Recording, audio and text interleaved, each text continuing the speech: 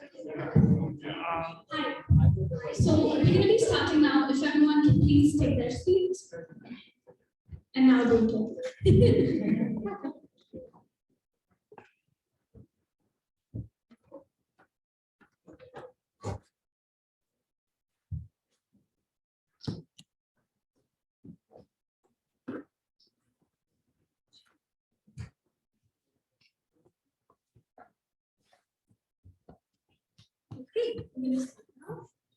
Hello everyone, good evening.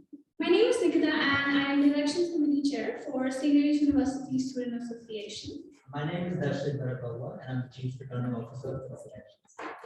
Thank you to everyone for coming out tonight and as well as our viewers on Zoom who are here to witness the history of SNUSA post the COVID-19 pandemic.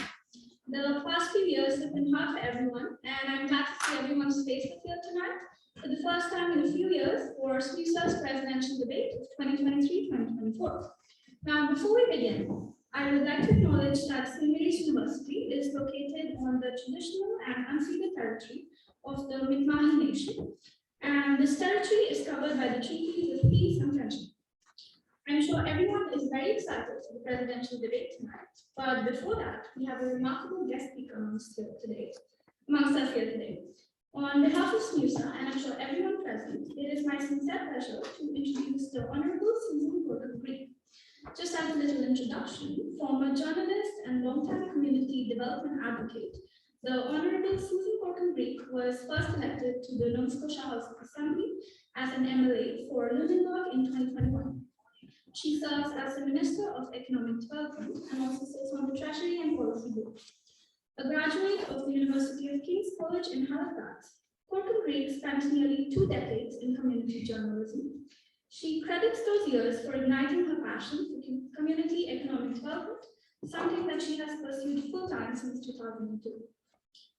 Green's professional experience spans a number of industries, from tourism and culture to small manufacturing, and includes both volunteer and paid work in the Chamber of Commerce movement. She was a founding member of the Lunenburg Waterfront Association, which is formed to protect and revitalize the Lunenburg's working waterfront.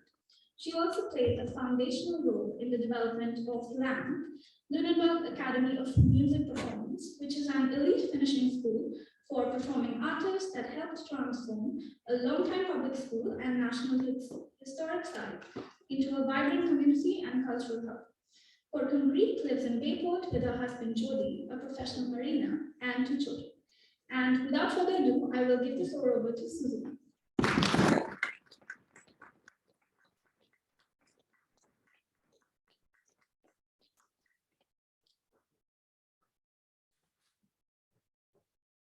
Well, good evening. When you were asked to come to attention into silence, it got very silent. Please, if I tell a joke, don't greet me with that same silence. I'll be up here with my eyes as big as pie plates. Obviously, I am not Premier Tim Houston, who was originally planning to be here with you tonight. I am Susan Corcoran-Greig, MLA from Lunenburg, Minister of Economic Development, and I am very honored to be here this evening with you in the place of our Premier. The Premier really was looking forward to being with you tonight, but you may have heard he's in Ottawa today. The Prime Minister called together the premiers and territorial leaders to talk about healthcare. And since healthcare is the job #1, priority #1 for our government, basically it was an offer we could not refuse. But some of you will know that Premier Houston received his Bachelor of Commerce here at St. Mary's, and that following his graduation, he received his designation as a chartered accountant.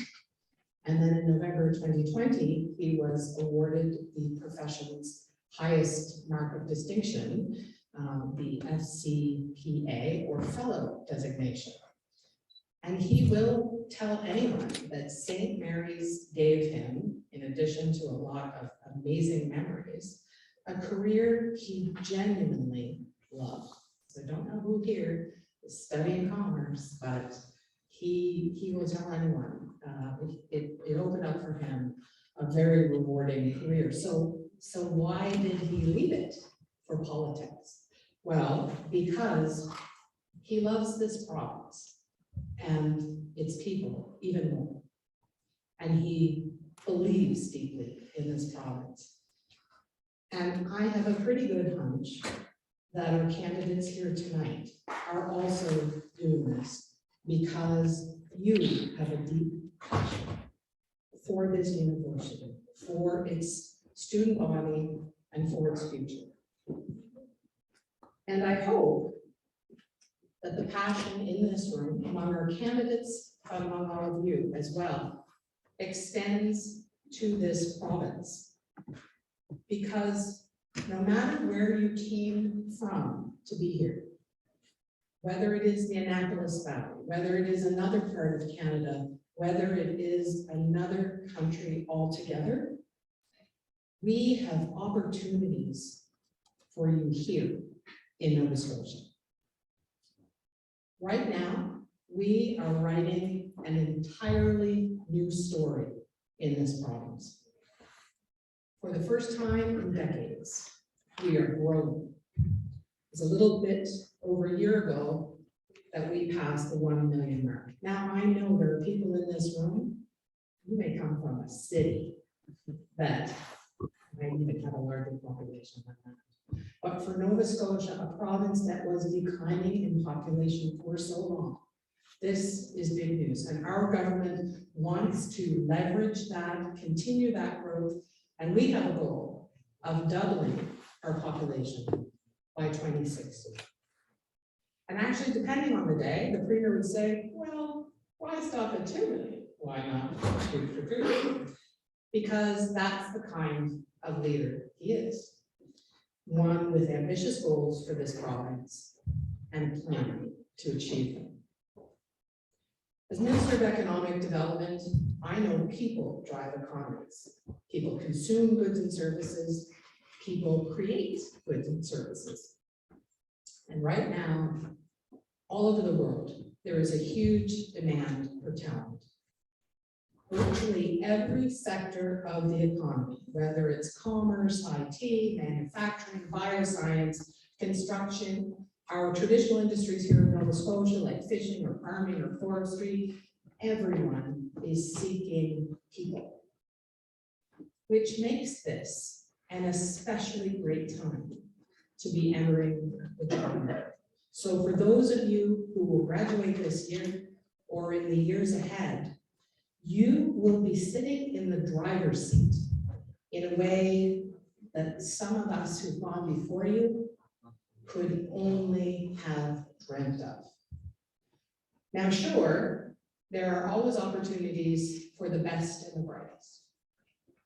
But for a long time, Nova Scotia's best and brightest nonetheless had to leave here to pursue their careers, to prove their ideas, to establish their expertise. And it became so commonplace that we began to collectively buy into it. We started to believe that you had to go elsewhere to prove that you were all that your cutting edge idea, your innovative new process, your professional credentials were legit. Here's the exciting thing about this new story. We finally realized that was all a myth. And that you can be the best in the world right here in the best place in the world. So again, what a time to be here at St. Mary's, completing your studies and knowing that if you wish to stay here, and I believe in democracy, and I believe particularly for the young, but in a democratic nation like Canada and in democracies around the world, we should have the right to follow our dreams wherever they take us. But if you wish to stay here, there is a career opportunity for you in Nova Scotia to know that young people from all over the world are choosing Nova Scotia. And I think it's significant and heartwarming to me to look to the candidates here tonight. This is a province that for too long has been a little pale in color, lacking of diversity and voices that add to the richness of life, the richness of economies, and certainly the richness of culture. People from all over the world choosing Nova Scotia. Why? Because they recognize that we have companies that are on the leading edge of emerging fields, nanotechnology, advanced battery manufacture, that our ocean tech sector here on Canada's East Coast is larger than that of Massachusetts or California. And to be clear, the majority of that ocean tech activity here in the Maritime provinces is right here in Nova Scotia. We have major IT companies like Cognizant getting a foothold here now, and others expanding an already established presence. Why? Because they recognize that Nova Scotia, the education capital of Canada, hear me out, 10 universities and our community college system in what is a fairly geographically small province, that here we are creating the workforce of today and tomorrow, even as we work to attract talented immigrants seeking new lives and opportunities. It is a compelling offering, dynamic, well-paid career opportunities, a robust startup system for those of you with an idea of that next great thing that the consumer, that the world needs.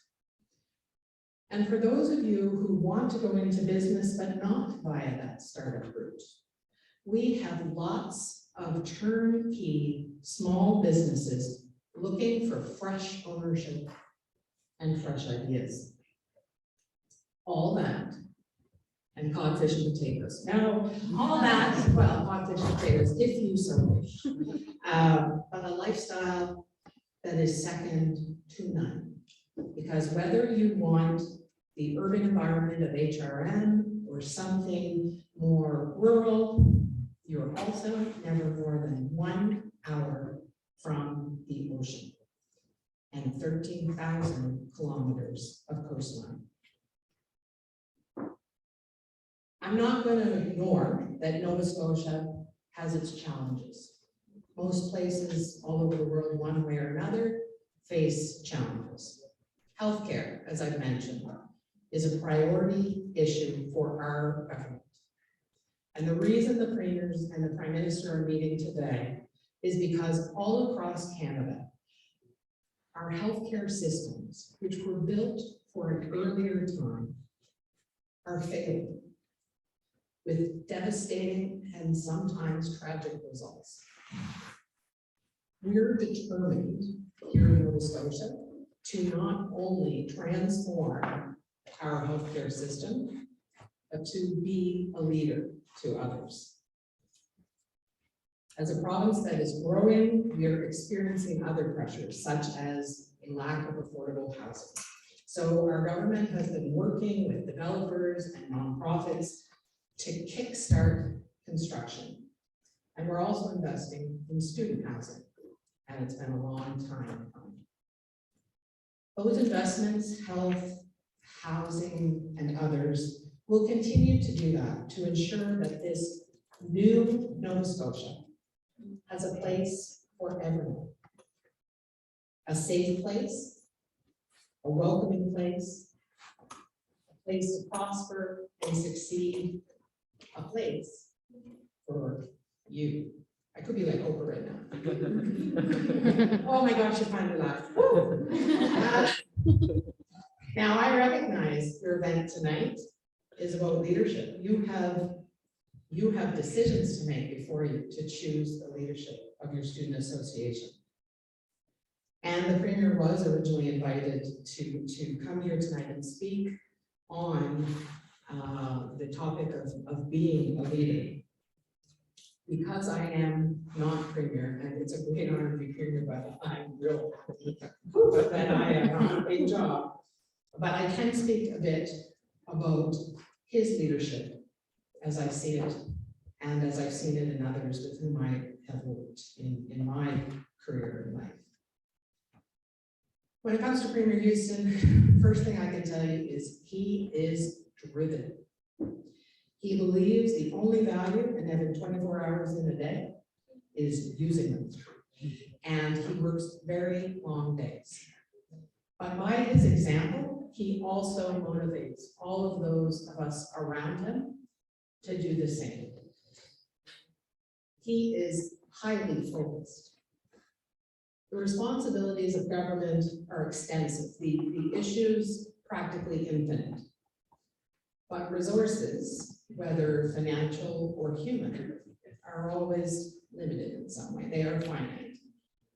That's why we must choose where we can, where we must focus our efforts, where we must make a difference. Right now, for our government, that's in healthcare and how to pay for healthcare. Premier Houston is accountable. In fact, he would say that his job is to be accountable to Nova Scotians. He's empathetic, listening thoroughly, whether he's talking to a government colleague, a staffer, or a citizen.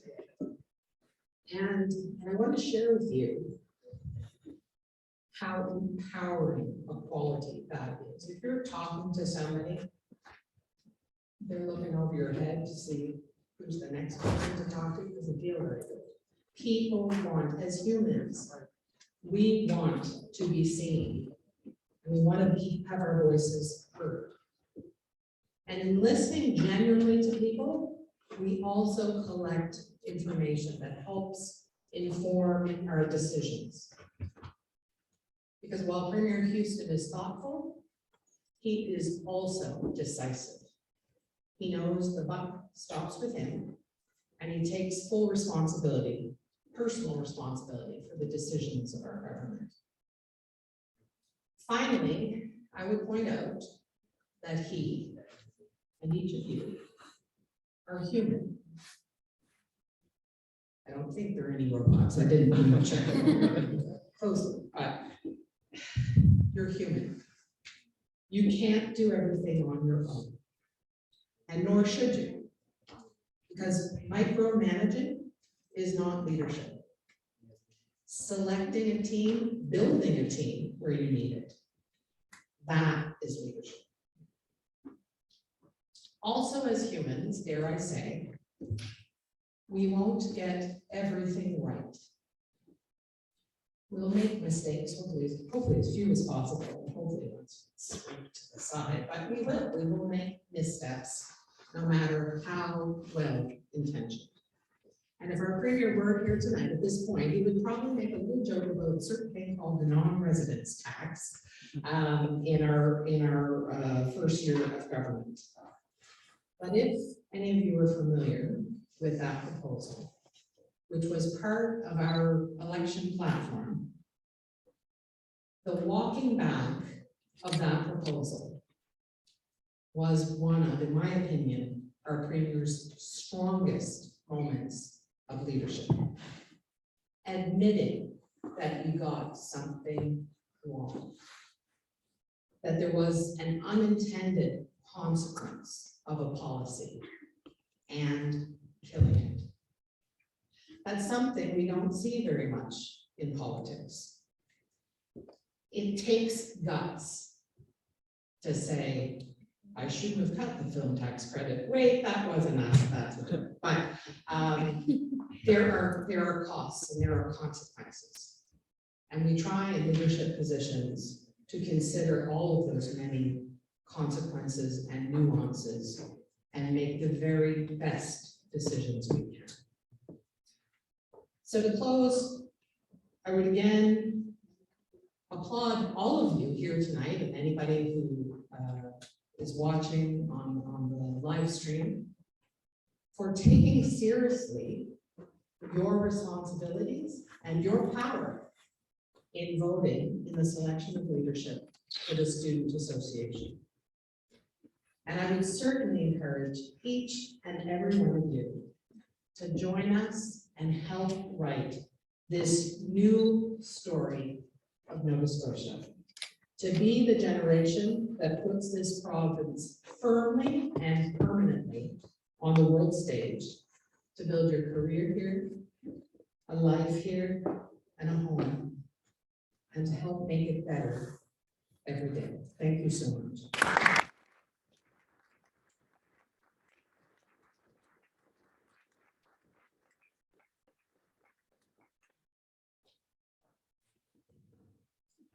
Thank you so much for those wonderful words, Susan. It was amazing to have you here speak for us.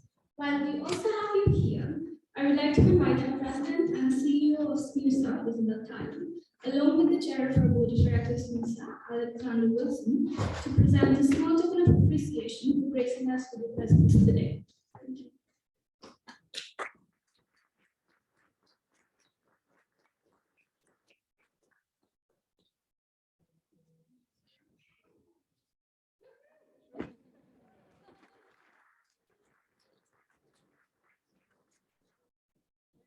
And as well to say thank you, a donation has been made from SMUSA in your name to the SMUSA Opportunity Bursary.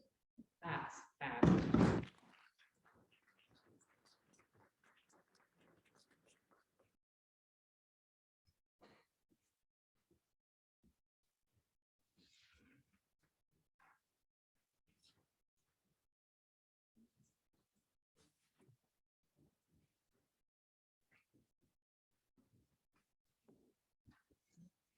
Before we begin, I'd like to let all of our audiences know when the floor to questions open up later, we will take some questions from the audience here. And considering the time, then we'll take some questions from you. For our audience present here, please raise your hand. And Maria, our Deputy Returning Officer, will bring the mic over to you this moment. For our audiences present on the live Zoom call, if you can put down the questions in the chat, and Maria will take care of it. Please do consider we might not be able to accommodate all the questions considering the time constraint. In that case, you can feel free to email us with your questions there. Now, I would like to introduce to everyone Paula Milligan. Paula Milligan has been a friend of SMUSA for more than 15 years, and for about that long has been moderating our elections. When she's not working with us, she works with boards worldwide on governance. Paula also serves as the CTO for Spark, a leading innovative HR tech company, and writes a weekly opinion column for All Nova Scotia, Atlantic Canada's leading business publication. In addition to her work life, she is a competitive sailor and skier. She has one daughter who is currently completing her PhD at Columbia. And I'm sure Paula is very happy to do us. Without further ado, I will now pass it over to Paula, and I would like to request all the presidential candidates to take this.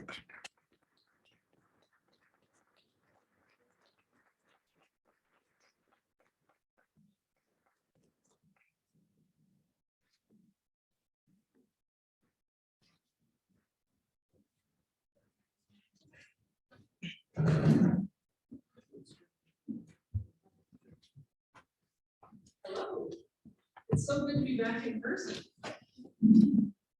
Just so we all know how this works, for those who haven't been here before, I've got 7 questions that these guys were given earlier, yesterday actually. And I have a sheet on which I keep track of their time, and I make sure that everybody gets to answer a question first, second, and third, and before and after each other. So it's kind of a little process. So if I'm looking down, it's not that I'm paying attention, it's that I'm checking off the boxes. So you guys know, I will let you know before each question who's going to answer in what order, and I'll tell you how much time you have. Okay? Are we good? All right, and you have the questions? You're all happy? This should be fun. This is your chance to pick your leaders. You should be engaged. That's awesome. Okay, so the first question, which will be answered in the order of, and if I get your name wrong, correct me, because otherwise I'll be doing it all night, and that would be really annoying. Okay. Toki, then Sora, and then Sheree. Did I get it? All right. So the first question, which you have 2 minutes to answer in that order, is What do you feel is the most pressing issue facing SMOO students today? And how would you address it within the context of being the SMUSA president?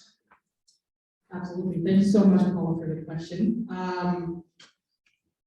The most pressing issue that I think is facing SMU students this year is student engagement has been a critical factor in our conversations at SMUSA this year.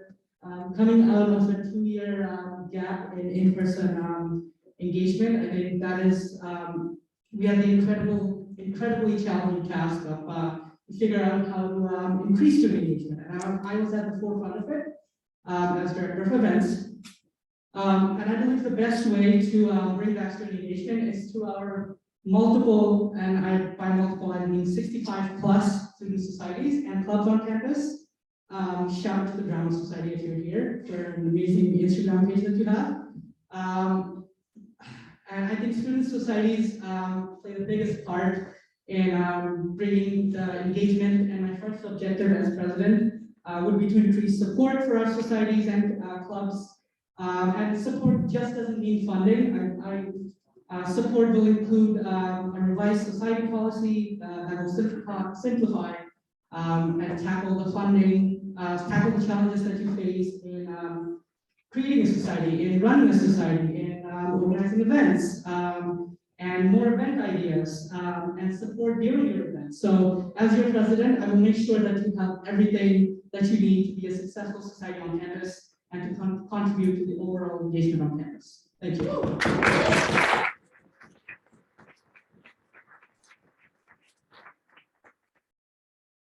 Hello everyone. Apart from student engagement, a lot of issues that we have is cost of tuition and debt. Looking at it from a practical point of view, there is no way of reducing tuition, but there are ways of making tuition affordable for you guys. As your president, I would seek out and advocate for additional government funding and work with the university to reduce inefficient practices to pool and resources that are being wasted. That's all. Thank you. My name is Ray. You guys may or may not know that I've been going around school talking to many people. I've been engaging with professors, studying data with my data analytics professor. And this is the data that I have, and I'm going to present it right now. I've collected 76 surveys over the past week. And one of the most pressing issues that we're facing right now is like what Toby said, lack of student engagement. But the way students presented it, they say, yeah, we don't have enough events, we don't have enough platforms to socialize, but I don't know if that's true. I think we have pretty great events. So I think the most pressing problem is that we're not communicating our events enough. That we're not making students aware of what we have on campus, because what Toby said is right. Societies, they're gonna hold people together. And that's how we're all gonna stick together as a school, right? So what I'm gonna do is I'm gonna make sure that we focus so much on bringing our messages to students, so students know what we're here for and what we can do to support them. Another way we can do, another thing I believe in is working with professors. Why? Some of us here live off campus, some of us here live on campus, I live on campus. But what do we all share in common? We all take a class in SMU. That is a similarity that all of us share. Toki, Sarah, me, and every single one of you here. We all take a class at SMU.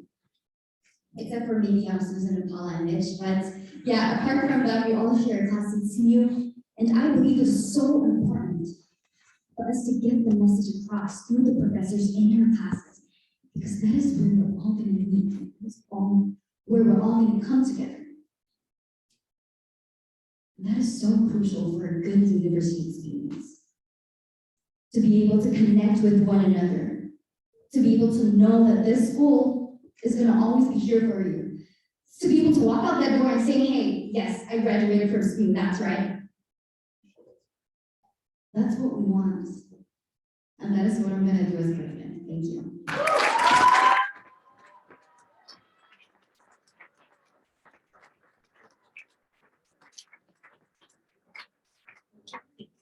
So the next question will be answered Sora, Shire, and then Toki.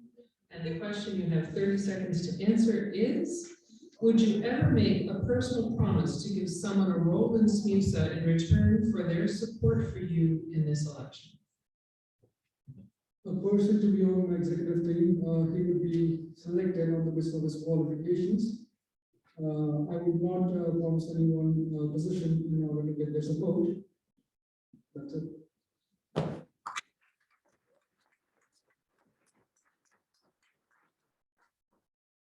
No, I will not. I think integrity is so important when it comes to being a good leader, which means that coming out of this room, if there are any SMUSA roles open, and if I do become president, when I support, if I do, you guys will all have an equal opportunity and chance to apply and the same equal opportunity to get that role. Thank you. I'm glad no one said yes, so thank you guys. No, that is unfair to the other 6,700 students that are here. I believe everyone should have the equal opportunity to apply for these roles, and everyone should be evaluated based on their qualifications, on their experience, and I will 110% urge you to apply for the roles, but I will not give you or not promise you a position for my support. Thank you.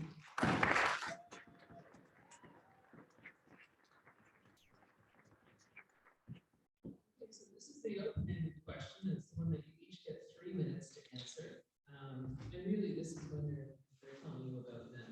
And the order is Shire, Toki, and then Sora. And the question is, what's your motivation in running for this role? You're gonna have to stand up for this one, yeah? I feel more connected to you guys.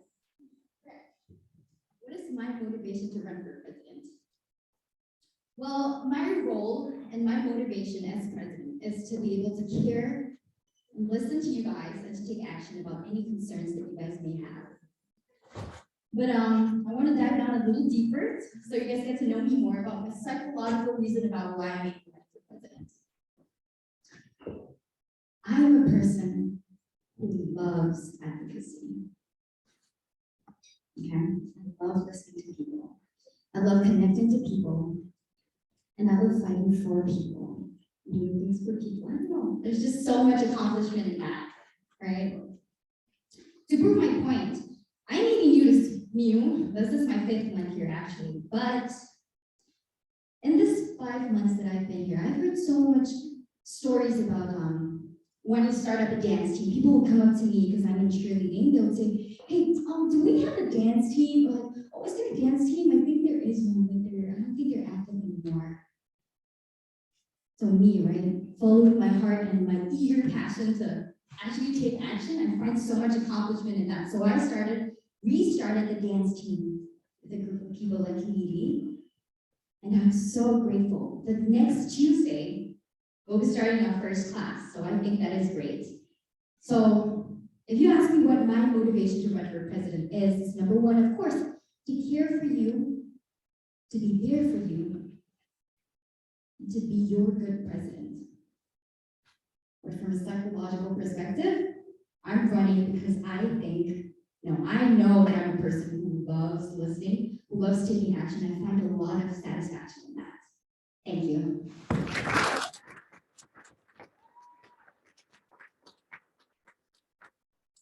All right, so I have a whole story for this one, so bear with me. So my motivation for running for president. So my first semester I started Jan 2018. I was here. I moved to Halifax 5 years ago from a small country 12,000 kilometers away from here. It's called Bangladesh.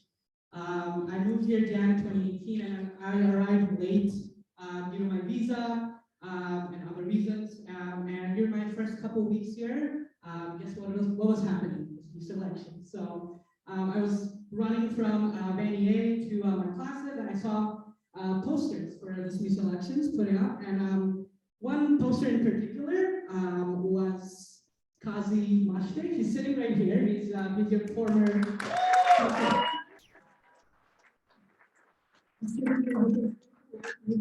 Also give it up for her.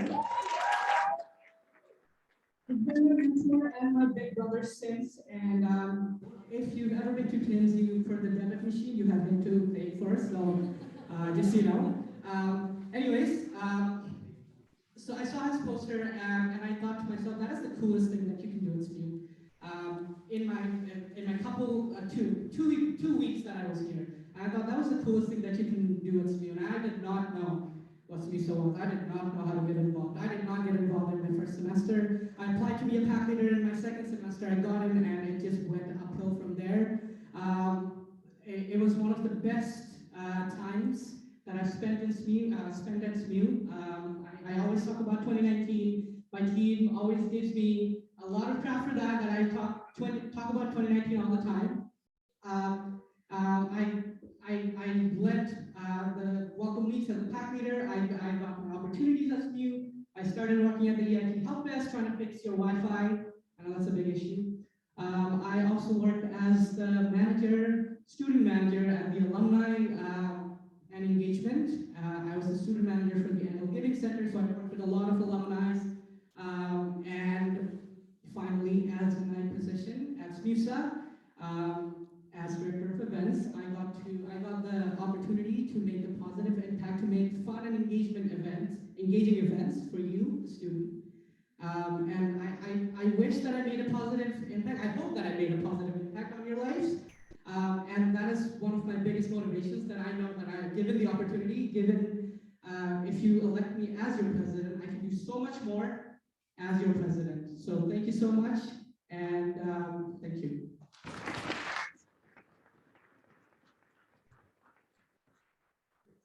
Some different questions in this year, and this one is because every year the student leaders.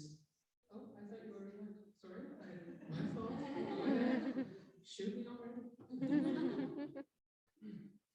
So about 3.5 years ago, I set for this new.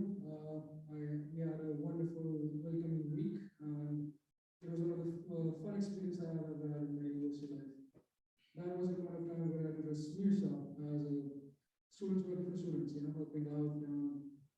Coming from a country, India, 40,000 miles away, it's a different system down here in terms of education. Settling down wasn't easy. So SMUSA had a lot of basically and providing help for students.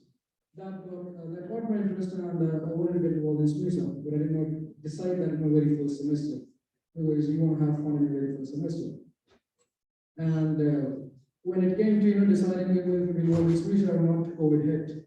And lockdowns, where you go, school went online, and there wasn't much that you could do. So as soon as school reopened, I came back, ran for the SMUSA Board of elections. I was one of the top 3 voted candidates. I got into the board, and I was the only person in the board to serve 2 titles, the cabinet, senate, and finance committee chair. Being in the board was a wonderful experience. I got to learn about strategizing, about the strategic plan that we have for SMUSA, where we wanted to be as an organization. And from there on, I discovered that execution is the president's mastery. That's what brings me here in front of you guys running for the president's office this year. Thank you so much.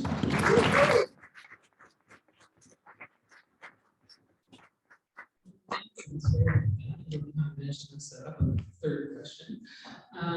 So I did change the questions this year, and the next question you have up to a minute to answer. Every year, students say they're good listeners, so they just try to put one in. They couldn't write an answer for ahead of time. The order of this is Sorya, Sheer, and Toki, and the question is, what did you learn from tonight's guest speaker? From tonight's guest speaker, the main things that I learned was quality of leadership. Like you mentioned about how he is driven, how he is motivated, how he is focused, how he is accountable, and foremost important, empathetic. Being a president is all about listening to the concerns of the student body and improving the practices and solving the issues. Being thoughtful and decisive, it's not an easy role, and definitely requires a lot of selfless service. It does give you a little bit of a really good experience, but at the end, you have seen visible working, long hours, being kind of just putting it all in. And that is something that you need to know when what a president does. I see a lot of people, we do take these titles as, president is a really repetitive title, but it comes with a lot of work, a lot of responsibilities. If you mean Spider-Man, with great power comes great responsibility. Yep, that's it. Thank you.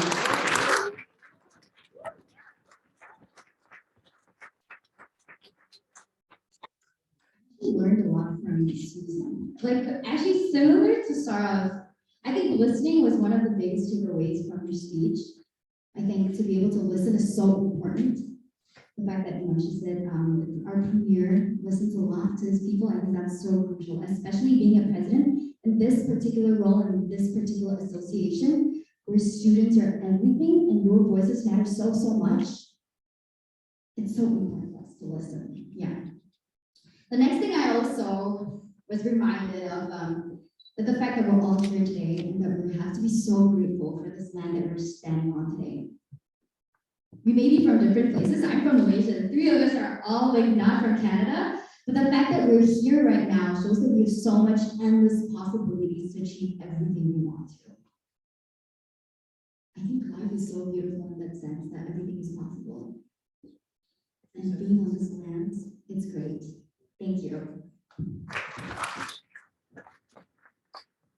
Thank you so much, Susan, for starting us off with that inspired speech of yours. I think that I learned a couple of things from there. Obviously, how the our premier he made a decision, thought that was not good, and then reversed it. And that is, I think, one of the biggest asset or biggest personality trait that you as a president that I should have, anyone should have, is we're humans. We will make mistakes. There's so many decisions that we're taking, and so many decisions that affect students in such a big way. If you're making a wrong decision, learn to be acceptable that you made that wrong decision. Learn to how to change it, how to come back from it, and start making the right decisions. I think that was one of the key points that I took away from Susan's speech. The other thing is, I'm a fifth-year student. I'm trying to, emphasis on trying to finish a BCom program in finance and computer information system, and now I know that I have opportunity here to grow in Nova Scotia and not go away to Toronto. So thank you for that. I will look into that after my graduation. Thank you.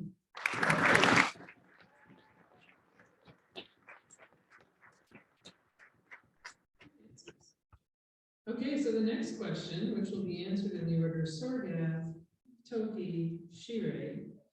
You have 1 minute to answer, which is, tell me how you feel about those people who post humble brags or otherwise use positions such as this for self-aggrandizement and to further their own success rather than focusing on the students and servant leadership. As I mentioned before, the president role, it's a role of service. It's not to receive anything in return. Your selfless attitude, your selfless service to student is what will make you stand out. Humble brags and trying to use this position of power. Students are going to find out in the end that you did something, and then they will lose the trust in you. That's the main thing. Because they lose their trust, and then it can also damage the image of the organization. It's about the trust that people rely on you, that invest in you, and you could not keep up to your word, and you let them down. That's it.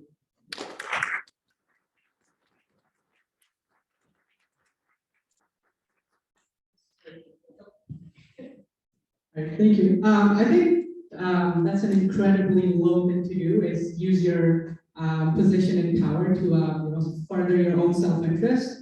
I think that's the textbook definition of a corrupt politician, and I think we all know at least one corrupt politician, and my morals would not let me do that ever. So being in such a position, being in the position of SMUSA president, or being in the position of the board of directors, I think it comes with incredible power. You sit on incredibly powerful tables, talk to incredibly powerful people who can make a change in students' lives, and I think we should only use our power to do what is best for the student. As your SMUSA president, I can promise you I will not abandon you, even if I have a better opportunity, or if I have a better opportunity to run for something, or better opportunity as a job in a job market or whatever. But the only interest that should be served in the SMUSA president position is the interest of the students. So as your SMUSA president, that is what I intend to do. Thank you.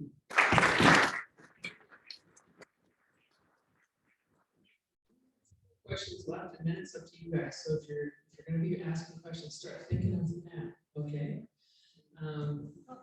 Yeah, no, I'm just letting them know. Okay, go ahead.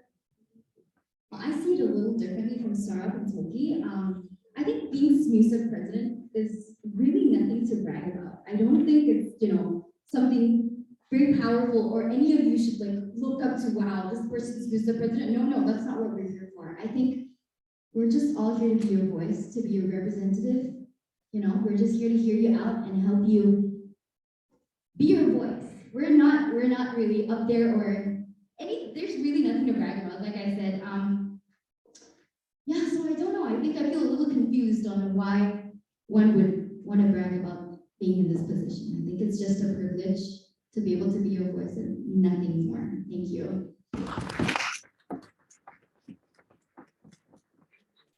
So for the second last question, which is, the order is going to be Toki, Shire, then Sora, and you have up to 2 minutes. How would you motivate more students to participate in student government? Thank you. So my suggestion, honestly, is to getting involved would be my first suggestion.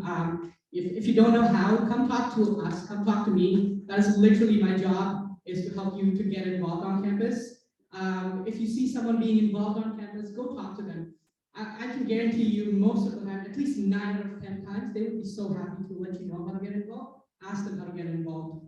And I talk about this all the time. I started as a pack leader. That is like the baby steps you can take to get involved in the SMU community. So, get involved wherever you have the opportunity, and try to learn about student government. And I talked about a lot of things, how to get involved, to learn about student government. But lastly, you can do all of those things that I mentioned, but if you don't have the passion for it, nothing will help. So make sure you're listening to students, you know what student government is, you know your policies, you know the student issues, and develop that passion to help students, to work for students, and do what is best for you, the students. Thank you.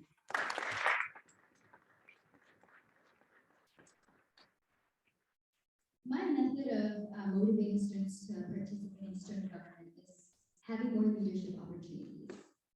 The fact that only with 3 candidates, we can bring this many students in one place and in one group, I think that's incredible. That shows how much important it is for us to have opportunities. Like Toki has a support group here, Sarah has a support group here, I have my friends here. That's how we get students involved. The more people that we have involved, the more outreach we'll have, the more people we'll reach, and the more people will actually come to us and be a part of this community. And like Susan said, it is so important to be a part of this community because that's where we'll build an experience in life and university life that we all want. Thank you.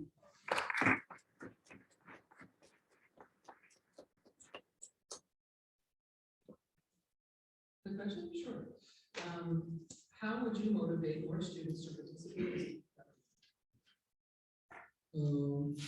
Well, the thought comes from if you want to change things around you, you better be the change yourself.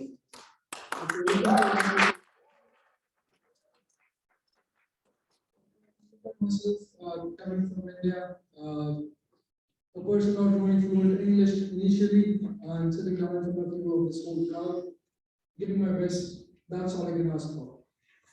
That's all I can ask of myself. And if I can do it, you can do it, and you should do it.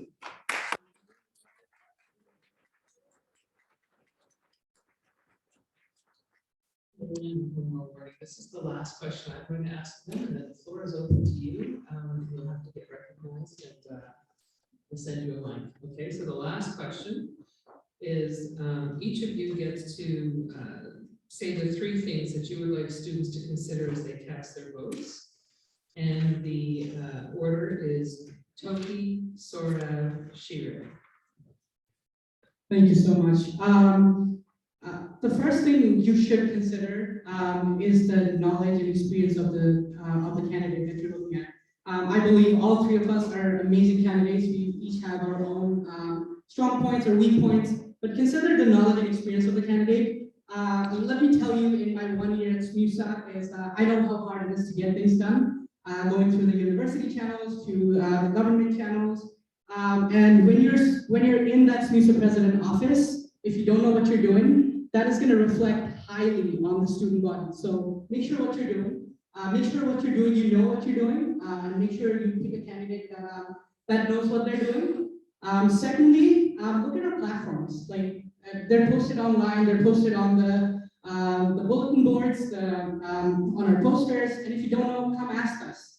Like text us, come ask us. We'll talk about our platform. So see which platform makes more reason to you. See which are more reasonable points and which is a marketing idea. So look at our platforms and pick your candidates from that. Lastly, vote for a candidate that understands you. The average student does not. The average student takes a crowded bus to class. The average student struggles to pay for their groceries. They struggle to pay for tuition. And as an international student who pays their own tuition, I can tell you how hard it is. Okay, I'm in my 5th year. I don't know how I got here, but oh my God.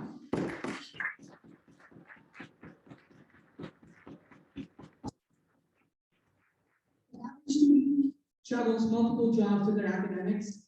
Make sure you're voting for someone who understands these struggles, who goes through these struggles every day, and who will understand your issues and will do anything in their power to make the change that is needed. So make sure you follow all of these three, and anything that you feel like that you want to see in a candidate, make sure you look at them, you talk to them, you ask about their platforms.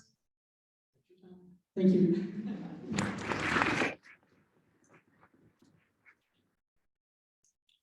Sorry, the next is, sorry. The three things I want you to consider while voting or casting your vote is about all the discussion that we had. I want you to have two perspectives of it. One is idealistic, and second is practicality. We do believe in having an ideal world, but there's a certain difference in the practical world. So do have that in mind. Second is be a responsible voter. It was 2016 and 2017 when Kaziram won, and that was the highest vote turnout we ever had, 1,900 voters. From that till now, last year we had about 900 to 1,000 students. Think about the person you're going to vote responsibly, vote responsible, and the person you're going to vote is the person you're handing over the next year of your university life to. So be responsible with it. Third, don't treat it as a popularity contest. You want a leader who has a plan, who has a vision, who has necessary skills to deliver. That's all. Thank you.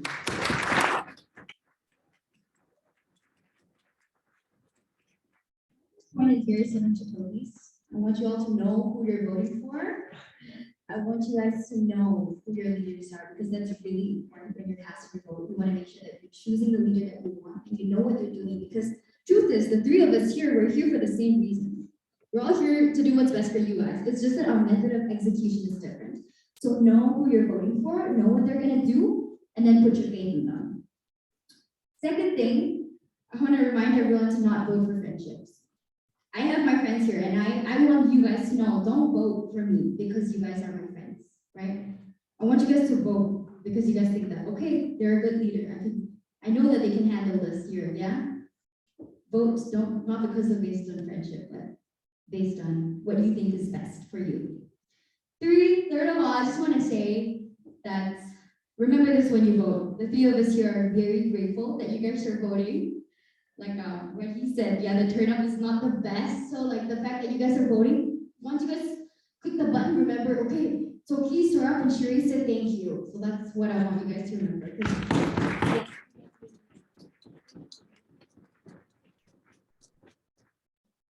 Awesome. So we're going to move to the floor, and I'm going to choose people. What I am going to ask is don't stand up and give a whole long speech followed by a question. Ask a question. Try not to ask questions that only one candidate can answer. Fair enough. All right, so the first one is the lady in the back with the gold shirt. Who's gonna run up the mic? All right, so she had her hand up first and then you're second, okay? You have 30 seconds to answer the questions. This one will be answered in the order Shire, Sora, Toki. I don't think the mic's working. Yeah, you can just shout, it's okay. Okay, my voice is clear enough. I just want to ask, how do you guys plan about to do all of the changes that you want to do in 1 year? And there's only, you know, that there's not a lot of time that you're going to motivate or you're going to actually put up because you also have your studies, right? Everybody does. So how are you actually going to make a change that you actually say that you're going to make?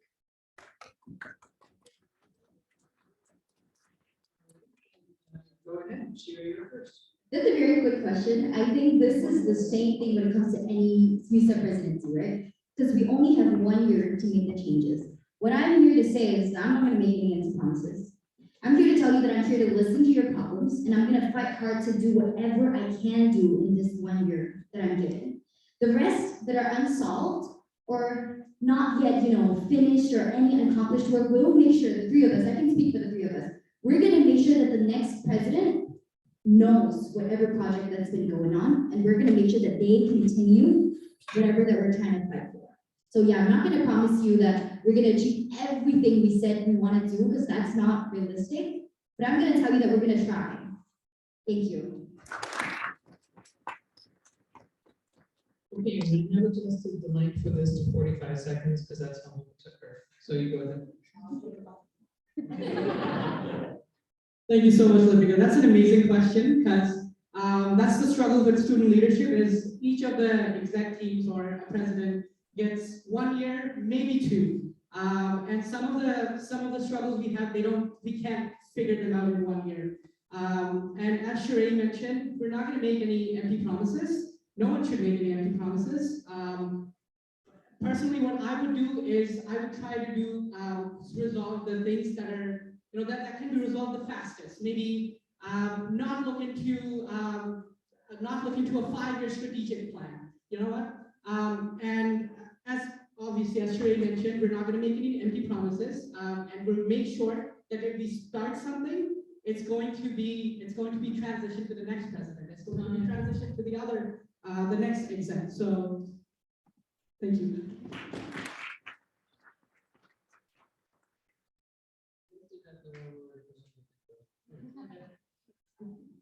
Can you just repeat the original one? Sure. Yeah, so basically it's just about like the promises that you make and everything that you say. How are you gonna actually adhere to it when you're there on the platform, along with your studies, along with your goals that you're gonna take a job further, right? So there's a lot of stresses that are on your mind. How are you actually gonna accomplish everything that you want to do towards this year in the short period of time that you actually have? I would say work tirelessly, not over-promising and under-delivering things, having a great team to support you in the acts that you want to execute, creating a proper plan and working on it. That's how that is.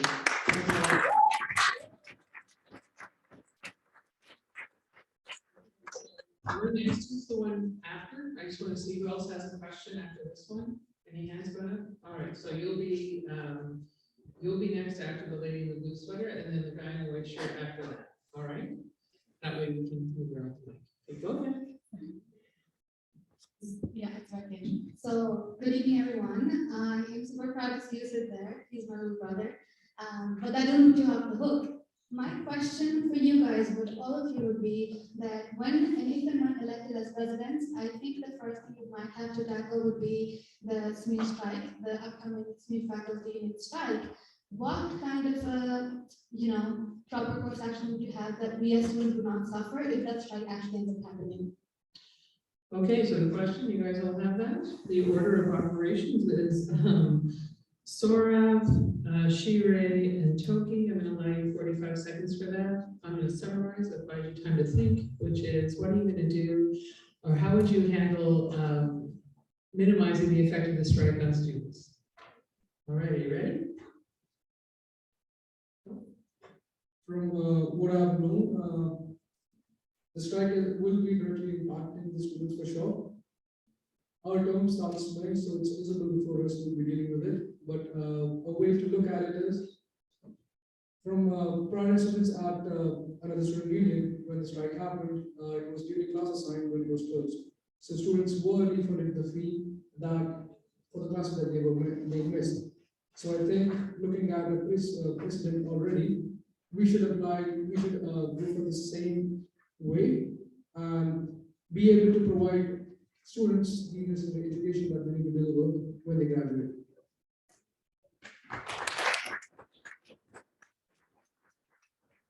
I think I want to first find out what it is truly that students is missing, what they're concerned about. Is it because of education, academics? Is it because of the unfinished assignments or not being able to attend classes? I want to first find out what the true concern is. That is number one.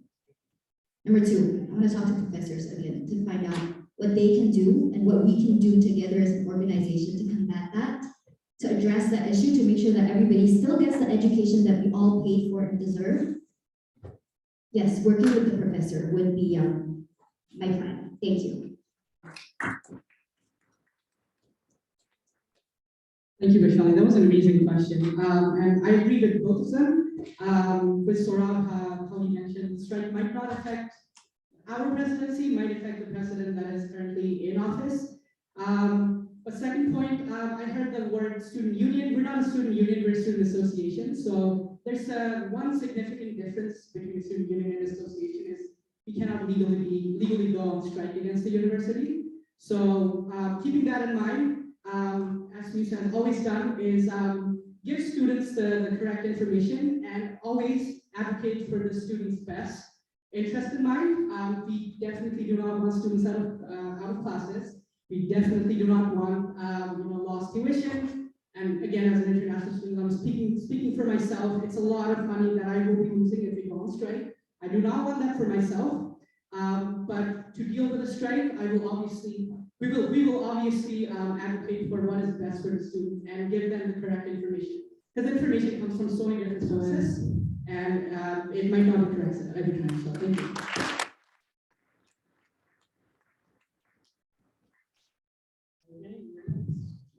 Oh, beautiful message, Eugene. Proud of you guys.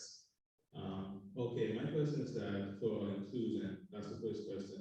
What do you guys do for student inclusion, especially international students as well? Because you're dealing with all students from every walk of life, who are different, who are some shy, pure, and very shy and don't know where to go. Like, what would be your first baby step to be inclusive to all international students? For me, from the Bahamas, and you guys from Bangladesh or India, what would be a good step or method to help all the students be included and have a good time during their years at SMU? Okay, good question. The order of answer is Sora Toki Shearer. You have a minute on this one. In terms of inclusion, we have many communities on campus, and what I would do is, as your president, I would have every community have a representative, promote much more cultural events, delegate the entire responsibility to them, provide them the entire proper funding so that they can have a good event according to themselves, and promote their culture on campus. The event economy that we have on campus with trivia nights and other events that we have, they're quite generic. People, they don't like to go back to the same event again and again. If you have a different community doing a different event every week, people would love to get involved in a different culture. I have friends from Bahamas, I have friends from Bangladesh, I have friends from Italy, I have friends from Mexico. They all have different things. There's a lot to explore on campus in different communities. So being your president, doing that and promoting, multicultural events, that's how I would tackle that.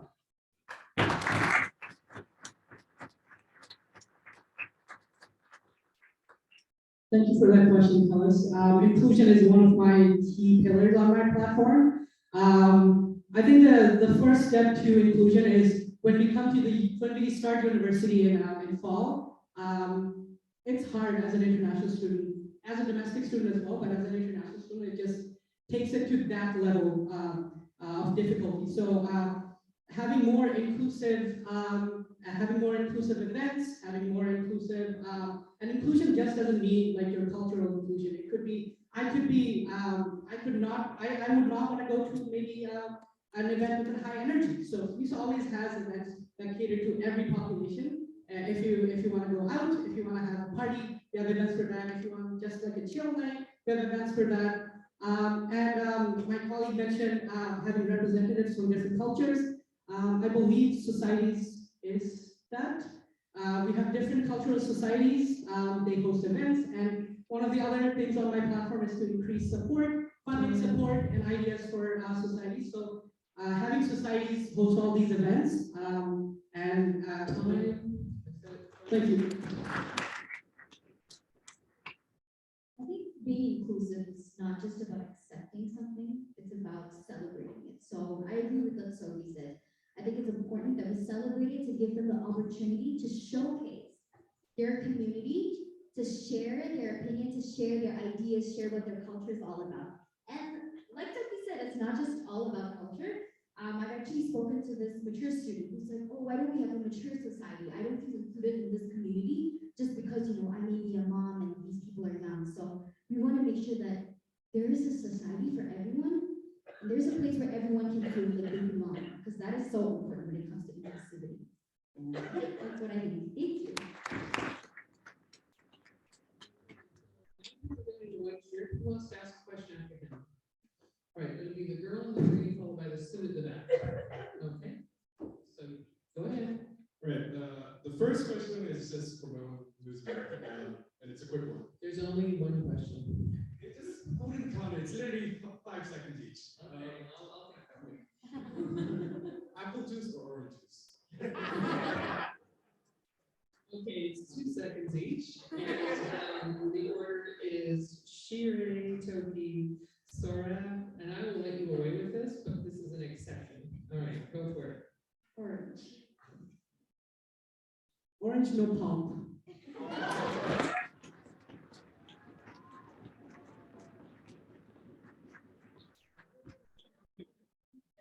Apple because of the drink.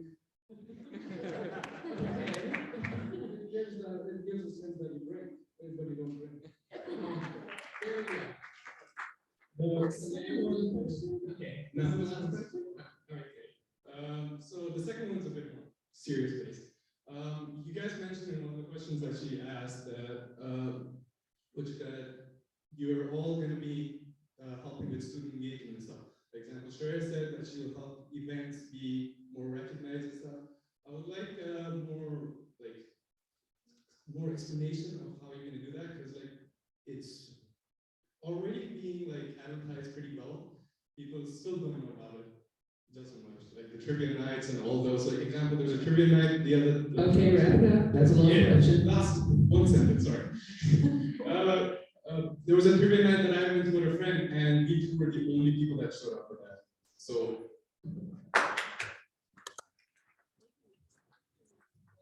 You already said these events already appear to be well advertised. How are you going to improve the uptake on? Good answer. All right. So the order is Toki, Shire, Sora, and you have 1 minute to answer this question.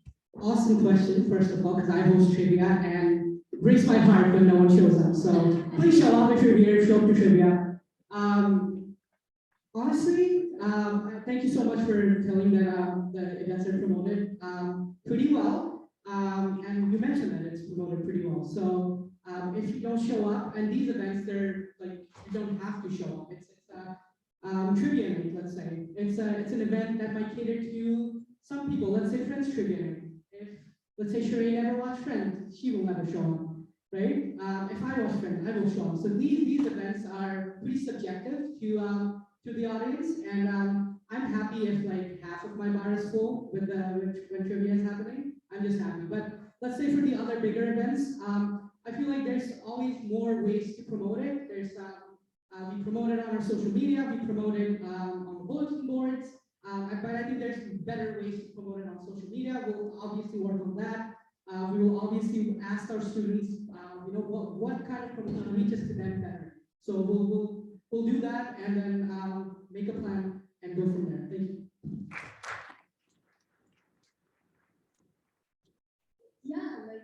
when it comes to social media marketing, I think we put in a lot of effort into that already. I personally think that the way to go is to create a space where more people can get involved themselves. So if more people host events, they're gonna bring their people, just like how the three of us have brought a lot of you here. Like, the more people we have partaking in the planning of these events, the more opportunities we're gonna give them to grow as a person, and also the more opportunities we're gonna get to be able to drag people into this pool of engaging in school activities and being involved. So what I'm trying to say is that if social media doesn't work, we're gonna have to come up with opportunities, leadership opportunities, and opportunities for people to plan, to learn, to manage, and to bring their people into our community as well. Thank you.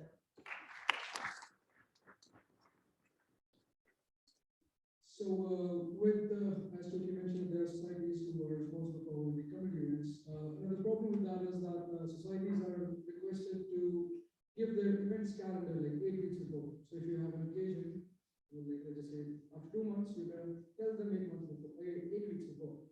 And not a lot of us remember, the important things that we have in the community, and it's on the day, oh, today is, good, today is something special day for your community, and that's why you want to celebrate. Having those multicultural events, having a single representative going to the community, dedicating the entire task to them, so that they do everything as students, not as executive team, no politics or anything, just you guys as a community. That is what my answer is to the question.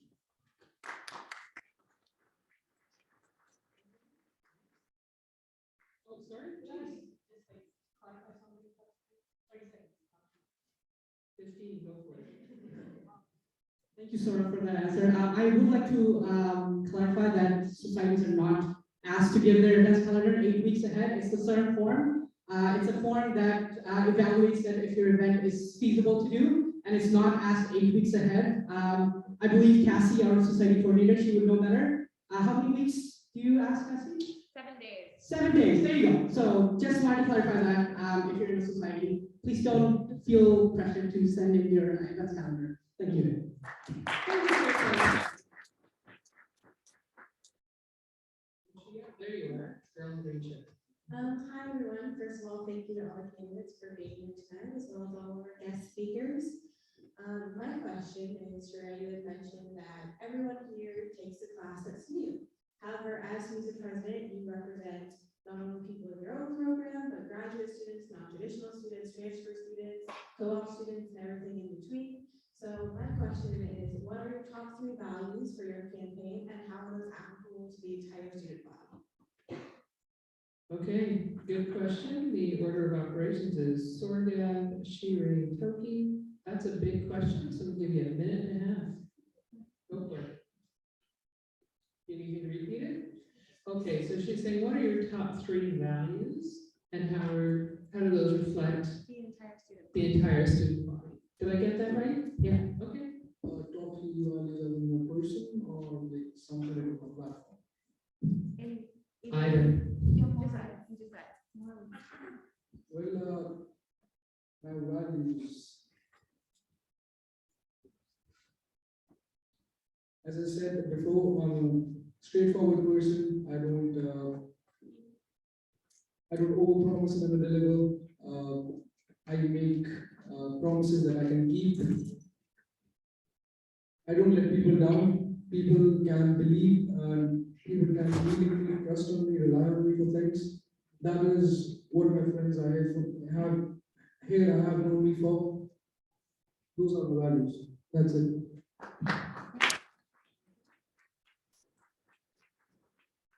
You said something about professor. Can you clarify that again, please?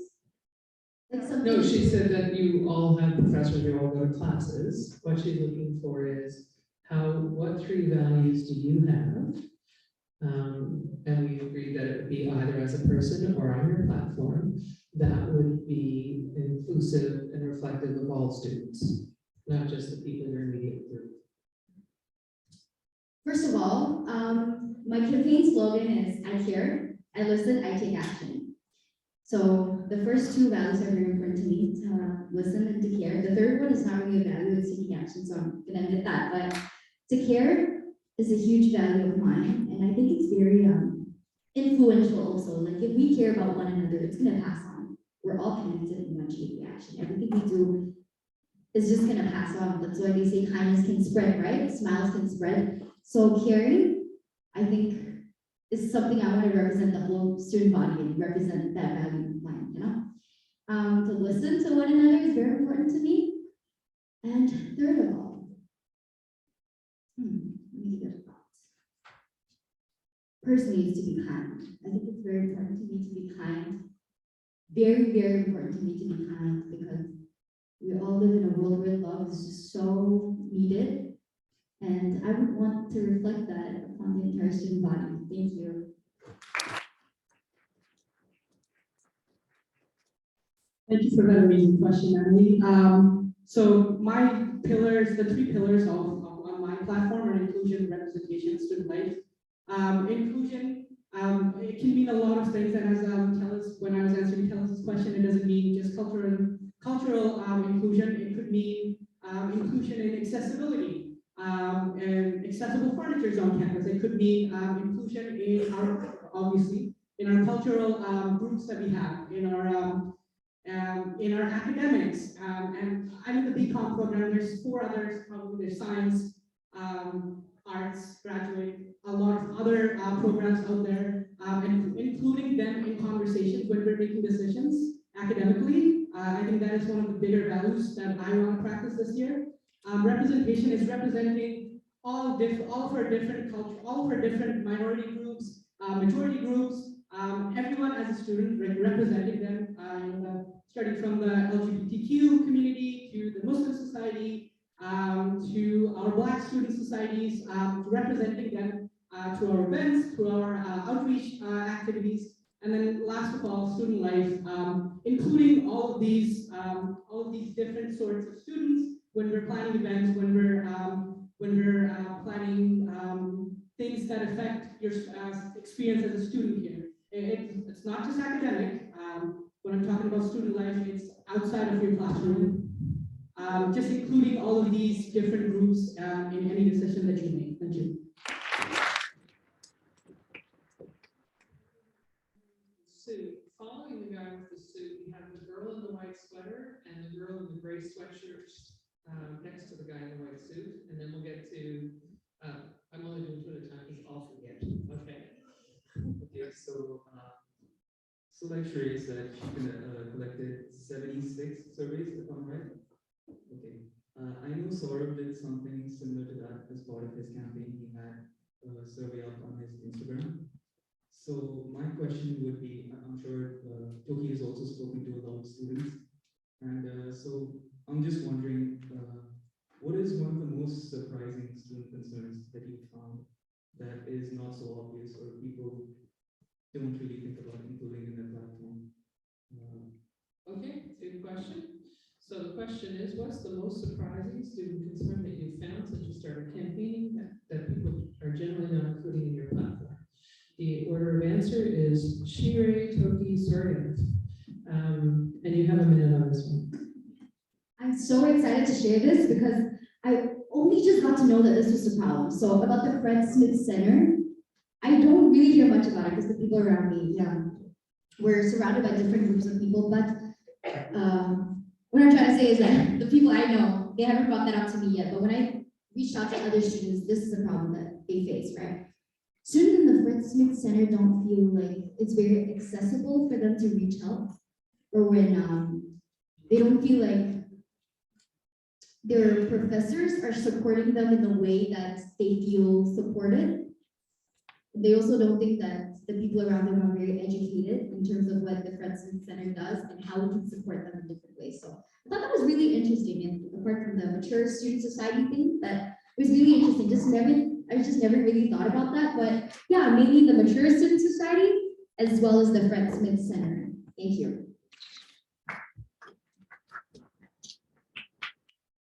Thank you for that question. I do talk to students. That is literally my job, is to talk to students. So thank you for that. I think that one of the most interesting things, I wouldn't say interesting, but like one of the most overlooked issues on our campus is our grad students. I'm not sure if you know how many grad students we have. It's 10% of our population, almost 10% of our student population, and they are overlooked in any decision that we make. We're all bachelor students, right? Undergraduate students, apologies. And when we're making decisions, when we're taking our concerns to those bigger tables like the academic senate, the board of governors, we tend to overlook our graduate students. I think that is one of the key things that I do want to tackle this year is having more inputs from our graduate students. They're a huge part of our community, and they are often just left out. I think that is one of the saddest issues that I've come up with since talking to students and being in this position. So thank you for that.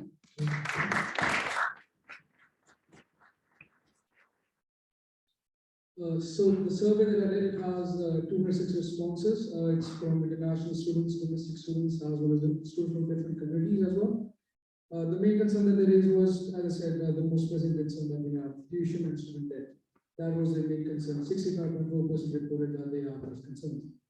And other few questions that if you have the form circulated around, it was about the level of communication and transparency between the student body, the association, and the faculty. A lot of people voted neutral. Neutral means that some of them, they are not concerned about it. And honestly, many students, they don't care. They're just here for the degree, they do their education and they leave. That's the same case for master students. They're not involved because no one looks at them and they are quite busy with their schedule, which is studying, work, and back studying. Creating events for them and having them attend those is another thing to do. Okay?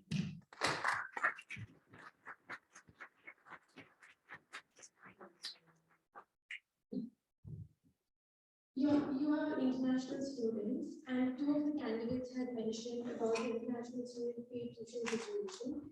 So, we are paying almost 3 times more, and it's becoming even more expensive. So, how would you advocate that if you get elected as the president? Okay, so that this question is going to go, yeah.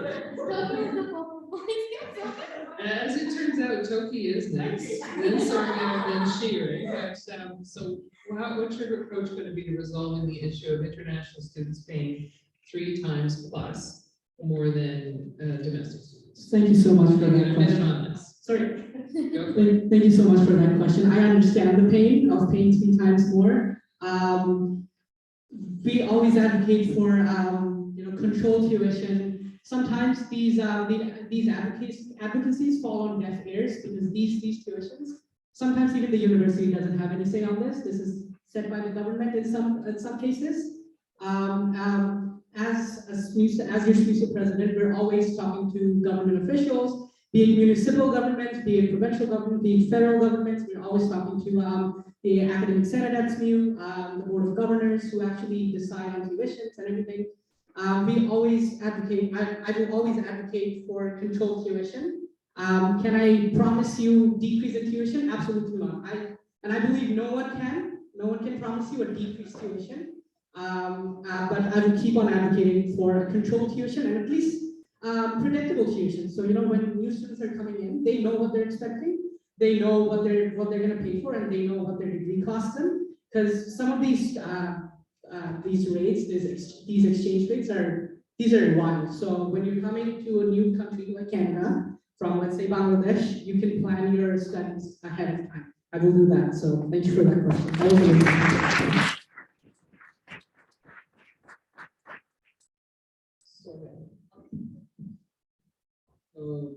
That's a concern for a very long time. As international students, we add up to $16 billion to Canada's economy.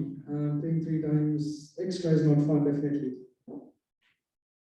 Just one second, that's it. I think she raised her hand. No, you have to wait a second. Okay, you have to let all, so your time is paused. They all go, if you have an additional question that's related to this, you ask, okay? So, go ahead. So we add up to $16 billion into Canada's economy, and paying 3 times extra is no fun. As I said, looking at it from a practical point of view, there's no point of reducing it, as to be said. There's no way of reducing it, as to be said, but it can be made affordable through, government support, talking to the university, reducing inefficient practices, and yeah, that's it.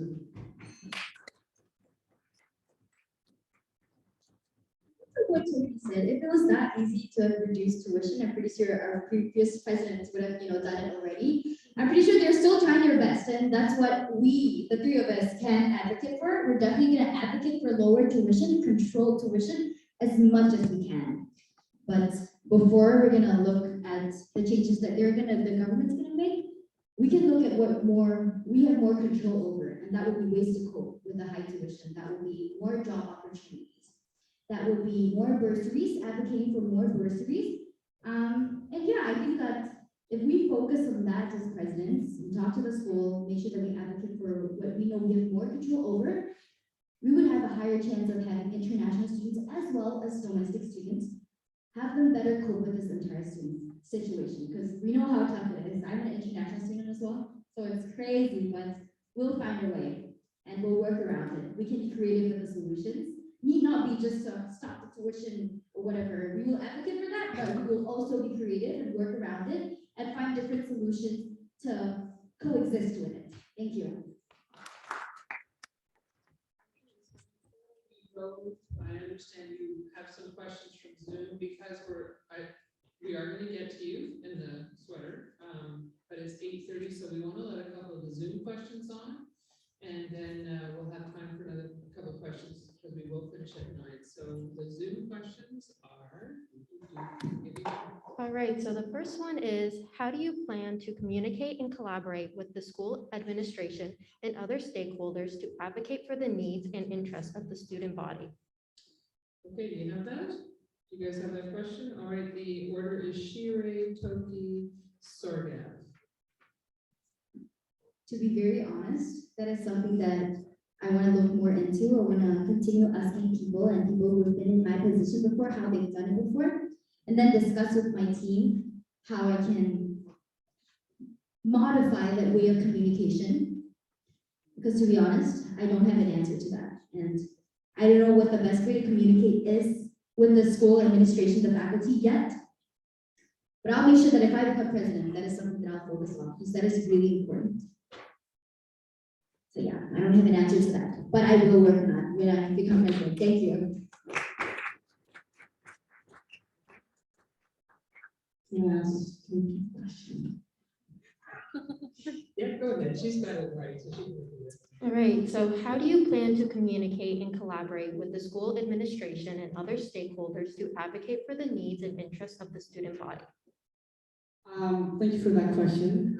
That is literally the job of SMUSA and the SMUSA president in general. The SMUSA president sits on the board of governors, that is the highest body at SMU, the academic senate that makes all the academic decisions, and a lot of other external seats that we sit in. My plan, or that has been the plan of SMUSA, is we collect it, or like we ask you to come to us with your issues. We go to you to ask for what your issues are.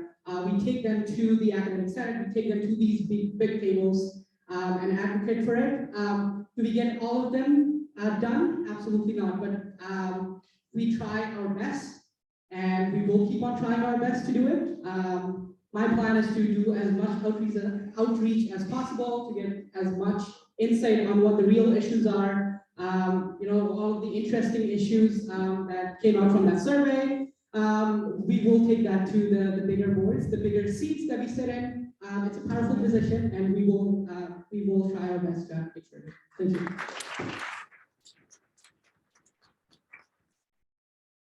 Toby's completely right about the bodies, academic senate and the board of governors. Turns out that I have been sitting on the academic senate. I was a former board of director when I sat on it, so I have been understanding things from the faculty's perspective, talking to students, knowing their concerns. I have that into account as well. Kind of combining both of those and reaching the relevant authorities, advocating at the top tier level, and even having some external reports, some external support from student organizations towards going to the government as well. I think that's how I'll advocate with the administration as well as the external bodies.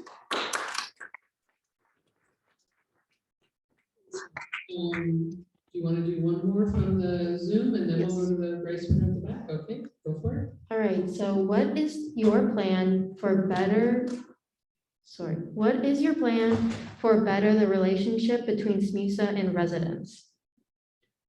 Okay, so I'm assuming you mean Halifax residents. I would believe it's the The- St. Mary's residents. Okay, so you have that. What is your plan to better the relationship between SMUSA and the residences? And the order is Shire, Sorga, Toki. Good question. I live on Res, and I find all of the events on Res very fun. I think the way that I will better our relationship is to make sure that our representative of SMUSA, when we go to talk and when we approach Res, that we bring our intentions right and we know the right way to approach them. I think it's definitely very important that we collaborate in this environment because most new students, we stay on Res, and that's how we get to know the university. So to establish the importance to Res, as well as to SMUSA, how important our collaboration is, to make sure that everybody's fighting to be together for the same purpose, to serve the students better, even for students on Res, I think that would be a great way to keep emphasizing on why it's important, to talk to them more, to understand how we can support them, to understand how we can support each other and come together as one, find out what's hindering us from doing that in the past and overcome that problem one by one is my priority. Thank you.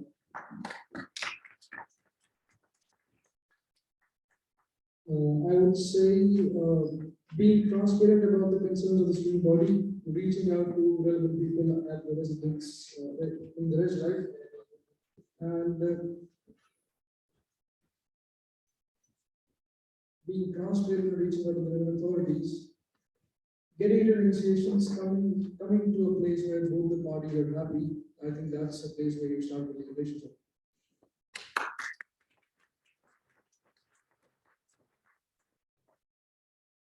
Thank you for that question. That question was asked to me on my first day of campaigning, is how to collaborate more or like do more for the residents. Planning events for SMUSA for a year, resident students are like our biggest, they're our biggest crowd at all our events. So, and residents has their own committee, they have Res Life who plans events for only resident students. They do an amazing job. I feel like the biggest conflict that we have with residents is they have their events, we have our events, and the student has to decide which event they want to go to. So I want, in my term as SMUSA president, what I want to do is collaborate on all those events, so we don't have events that are colliding on the same day. So students don't have to pick on what events to go to. Students don't have to pick on what outreach event they want to go to, or like basically they don't have to choose between either going to residence or going to a SMUSA event. So that is something that I do want to tackle this year. I've tried to tackle it. It's pretty hard because residence is their own. I do not want to step into their territory. As do they don't want to step into mine. But collaboration is the answer to this problem, and I will work on collaborating more on residence events, anything that I can help with residents. Thank you. The girl in the race winner up there. 3 candidates, 1 president. That means 2 of you will be losing the elections in order for 1 of you to win. Everybody talks about success. Are you ready to lose? How are you going to take the failures, my president candidates? Okay.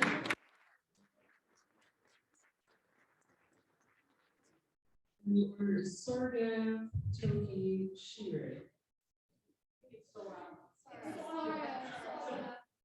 What's that? Oh, okay. Oh, I asked it earlier, but it said, tell me. It says S-O-R-G-A-D. Is that not Sorga? Okay, well, I don't know what the G is. Okay. All right, Sorga, you go for it. My apologies. I'm very sorry. I'm fixing that. Well, talking about if I'm ready to lose, in order to be here, I had to lose my board of director seat. It's a 2-year term. I had to quit that seat in order to be running for the elections. So I think that maybe answers the question whether I'm ready to lose or not. And how I would take a loss in the presidential elections is I would still be advocating for the same students that have been standing behind me, have been supporting me all the way. and plus providing that feedback from these group of students to both of the candidates, whosoever makes it. And I think Sherry will do the same, Toto will do the same too.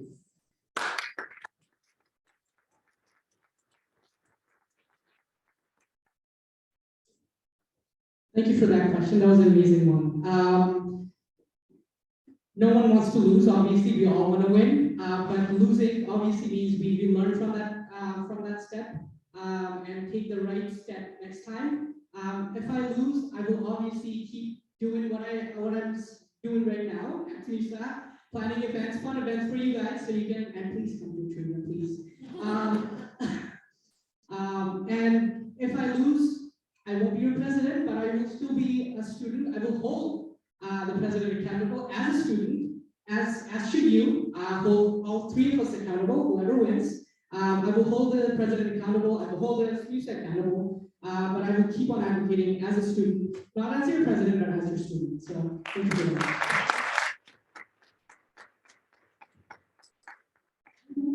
I won't lose. None of us will. We have so much to gain. We have already learned so much in this process. I told this to Kazi as well. Like, I learned so much in this short campaigning period. I don't think there's anything to lose, and there's nothing that I have lost or will ever lose. I gained so much. And I agree with the both of them. In terms of survey responses, we actually talked about it before Sarah and I.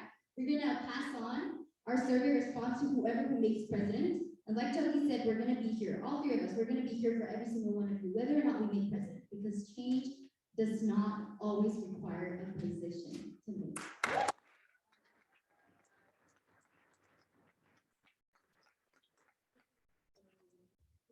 Next, who else? So we have guy with the glasses, the girl with the beige sweater. I said you before, didn't you? So girl with the beige sweater, guy with the glasses, guy with the hat, and then it'll be jean jacket and gray sweatshirt.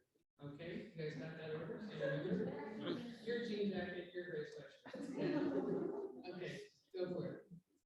Okay, so what I've been thinking about this whole time, all of you come from different backgrounds, like two of you welcome to Lisa, showing where, but from what I've heard so far, like all three of you are good, like leaders or seem to have leadership qualities.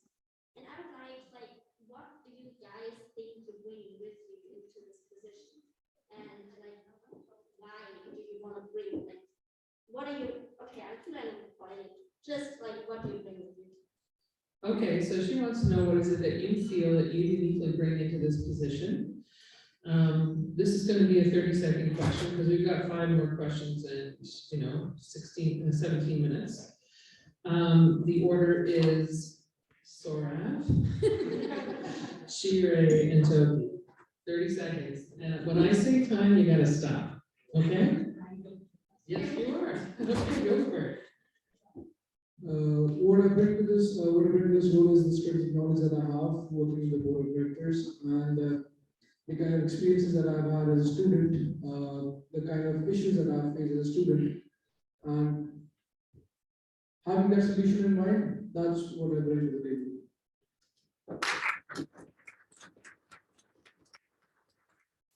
The table is my ears to listen to you guys, my hands to do the work, and my heart to feel and be there for you guys. But in terms of experiential knowledge, I'm aware that I wasn't in FUSA before this, but I've taken up a lot of leadership positions that I'm very grateful to be given the opportunity to have. And I believe that I've learned a lot about leadership, and I would love to be able to be given the opportunity again. That is what I will bring to the table, my knowledge and leadership. Thank you. I think what I bring to the table is I think I'm a natural leader. I keep on talking about my position as FUSA, but even without that, I was a manager at the Annual Giving Center. I kickstarted a project, the Annual Giving Center, the Annual Giving Project. It's still going. I'm super proud of that. Secondly, I feel like I'm approachable. I don't bite if you come talk to me. So and I listen to student concerns. I act on them. A lot of my events are student recommended events. And lastly, I bring the knowledge that and knowledge and experience that I have, and one for FUSA and for SMU. Thank you.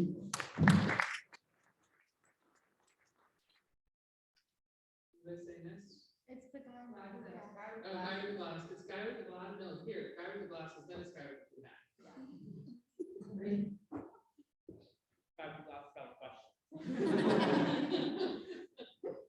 So St. Mary's University is built on the unceded and stolen lands of the Mi'kmaq people. How do you plan to work towards truth and reconciliation with Indigenous peoples on this campus? Okay, good question, because that is a complex question. You're going to get a minute and a half. And the question is, how are you going to work towards truth and reconciliation, given that St. Mary's University is built on the unceded territory of the Mi'kmaq people? The order of question is Toki, Shire, Sorav. Thank you so much, Kyle, for that question.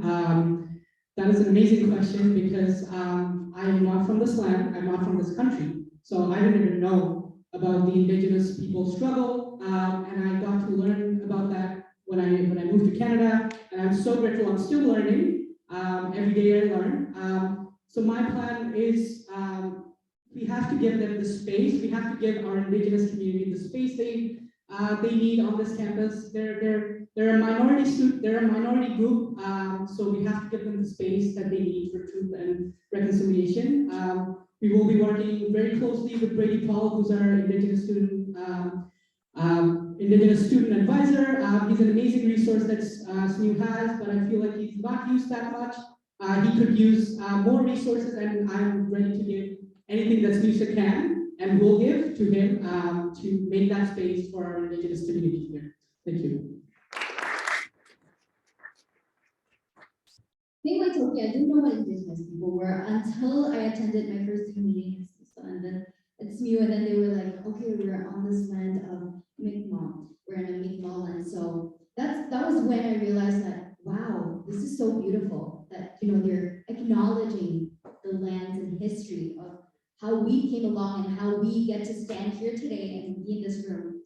So I think my plan on acknowledging that would be to tell their story, to make sure that everyone knows who they are, what they're all about, and why they're so important to us, why they're so important in our history, and why they're so important to us being here today. That's very important, to celebrate their existence, to celebrate them being here, celebrate their history and all that they've been through. I think that's really important. So yes, education is the key. Thank you.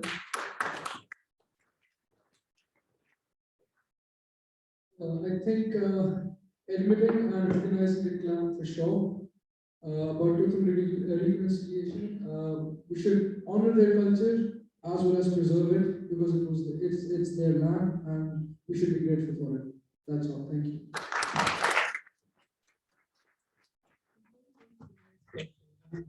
Stepping outside of my zone here.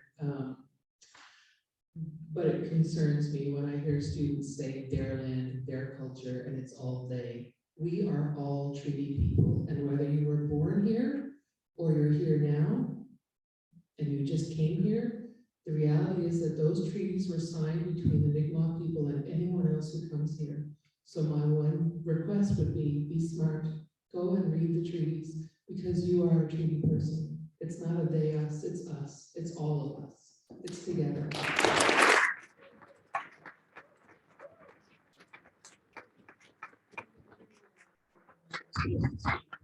It's really important, and we all have to learn it. Okay, so the next question was Brian Lehman.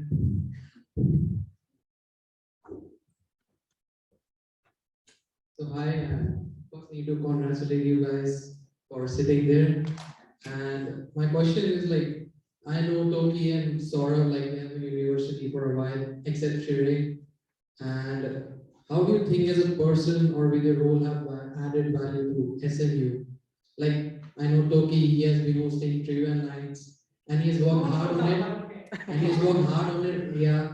But as somebody said, nobody shows up. And I don't even watch Netflix shows.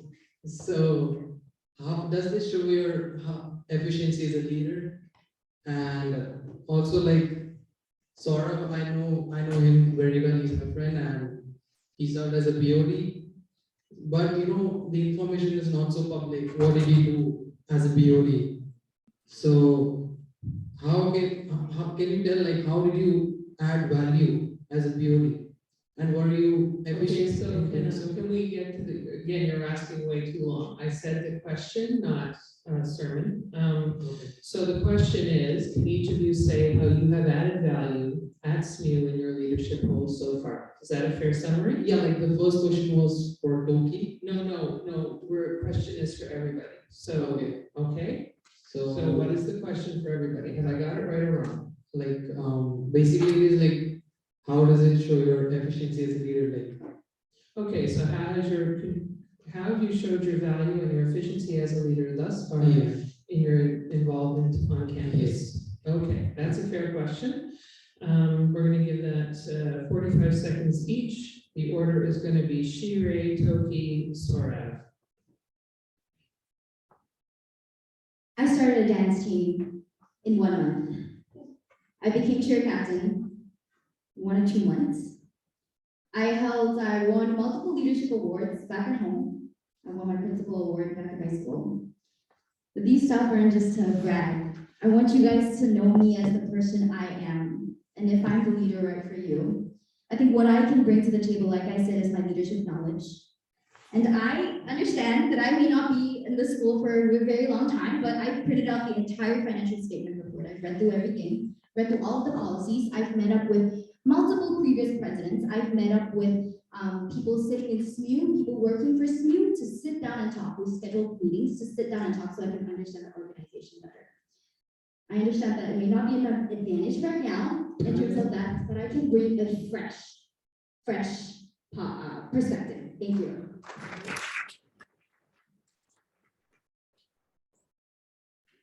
Thank you, Ron, for that question.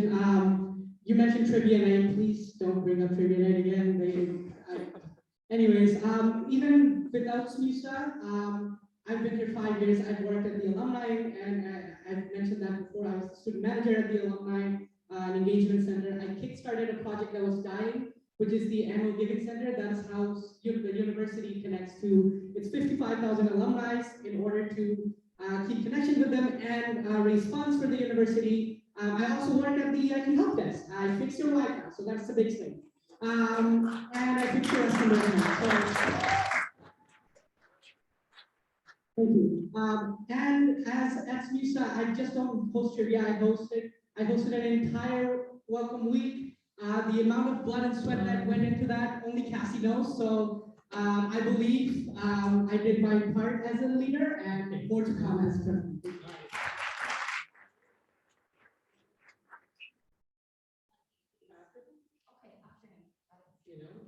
But if you do, they will also each get 15 seconds. Okay, so, yeah, I'm open. I'm here to keep everything fair, in case you haven't noticed. Okay, go for it. Well, the work with board of directors, it's got one direction. I'm not sure if I'm going to share it or not. We do some NDAs and other stuff, but still, the kind of work that we do is, you may not see right now. In the next 4 or 5 years, you see where we want the organization to be. We hope whosoever gets into the executive team is able to, work on that strategic plan, have that tunnel vision, have those skills required to execute that plan. That's what our BFP work is. Being on the academic senate, working with the professors, amending the curriculum, taking students' concerns and talking about academic integrity cases, any serious issue. And then other than that, being on the finance committee chair, as Shri has pointed out the statements, I've been through all of them. I have deep understanding of those. And there are many things that may be a surprise to you, but I'm not able to disclose those. Thank you. Student, we will have 15 seconds for each, the order being, and if you don't want it, you can say, I don't want my 15 seconds, but it is 15 seconds for Shirei, Sora, and Toki. Just want to say that Toki hosted the pump event when I first came to SMU. That was what helped me transition into this new environment.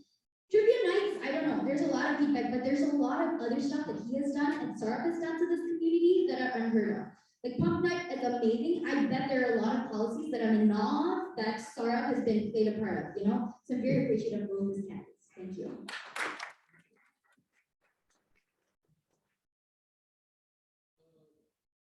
I may be giving some bland replies, but it's as a person, I'm working on things. I may not be, very vocal about things, but I do have certain things in mind which I plan to execute. So debate doesn't tell everything. Follow my platform. Know me as a person rather than a candidate. That's what I would say.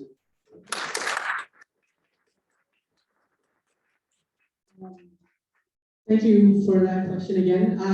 If you did want to see the academic senate reports, they're on the SMU.ca website. They're public knowledge actually. You can find the meeting minutes there. So if anyone wants to see what SMUSA does on BOD, the Board of Governors or Academic Senate, you can go and find it on the library archives. It's there. So just so you know.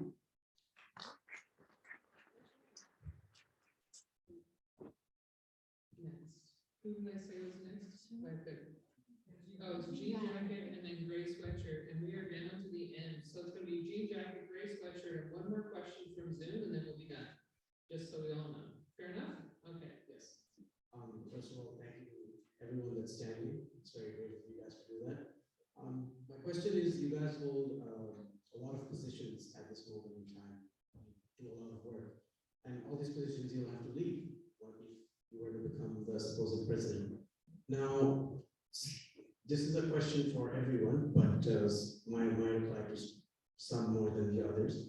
But if a better opportunity did come along the way, would you leave for that opportunity? And if not, how can you guarantee that you'll stick with us for the whole term as president? Okay, so I'm gonna make that one shorter, if that's okay, and say, will you commit to seeing out your term no matter what? And how will we know that you will keep that commitment? The order for this is Toki, Sora, Shire, and that should be a 30-second max. Thank you for that question. This is running for SMUSA president. I'm currently, I work for EIT, I work for SMUSA again. If I do become president, I just transition into the president's role. This is not an option for me. This is what I want to do. I'm passionate about it. I might have better options out there, but I want to do this. I want to work for students. I want to make a better SMUSA, a better SMU for you. So I can guarantee you, and this is my word of mouth, is I will not abandon my position if I have a better role to apply for. Thank you. I hope that answers your question.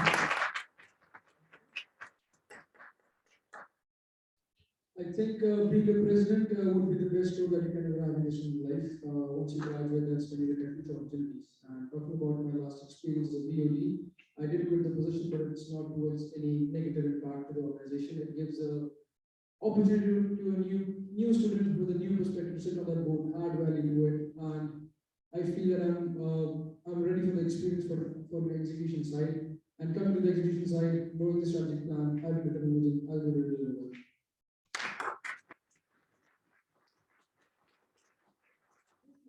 Really looks forward to run for president. That just shows how much he's willing to fight for it. So if anything, that's his commitment.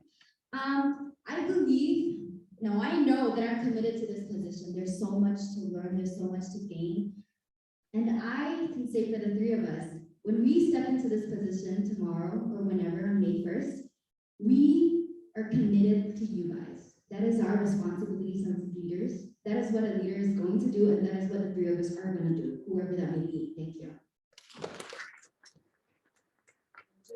So this gray sweatshirt is the gray sweatshirt. He's the last in-room question. And after him, we will take one more off Zoom. You guys are being awesome. I haven't had to get mad once tonight. It's really awesome. Don't be missing. So hey guys, my question is, do you guys think our university has been falling behind in comparison to other universities in our province or within Canada? If so, not based on any data or surveys, what do you think, in your opinion, needs to change in our university so that our university can reach that level of competitiveness with like other universities and show itself? Because like in my experience, I feel like a lot of people here know, but when we say Davos is SMU, you know what happens. So what do you think needs to change in our university to be that level of popularity so that students prefer it? Okay, so you guys get the question? All right. the short version would be how do you make the marketing and the reputation match the experience you have? And the order is Sorav, Toki, and Shire. Well, I would say that St. Louis is doing a good job in building its reputation. We have been on multiple surveys as top 5, top 10. So this corridors with the 8% rating, which is top 2% university in the world get that. So whosoever is that will so this will be added to the resume. And about that, I would say the way that the place that they're progressing in is decreasing tuition fees. So if you want to get famous on the basis of having a high tuition fee, engineering department pays about $40,000 as a national student, and we have a better program here in Sweden. So I would say like not looking at it on a famous like a popularity perspective, but the kind of education that we get here and the kind of services and opportunities that we receive here, that's how St. Louis is a good university.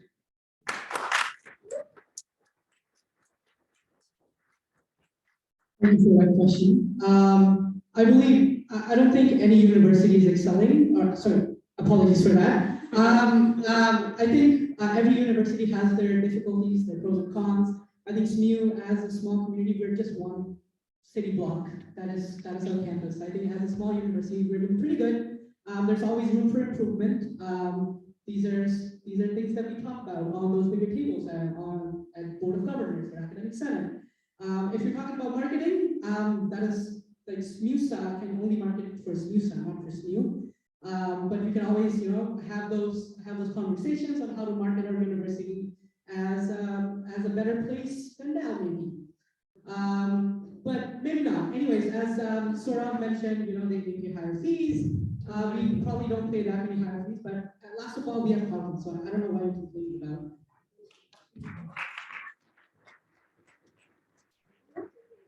Competition, and I don't think our focus should be how we're going to win if there was a competition. Our focus should be maybe in how we're going to improve our SMU experience for our students. Because ultimately, if everyone is happy in wherever they are, who cares what other people are talking about SMU, right? We're proud to be members of SMU. We're proud to be students as long as if our experience is good enough. That's all that matters. I don't care what's out. I don't care about other schools. All that matters is how we're going to experience our university life. All right, so our question is, how will you involve and support international students, students with disabilities, and other minority groups in the Student Association? Okay, and so for this final question, the order is Shire, Toki, Sora.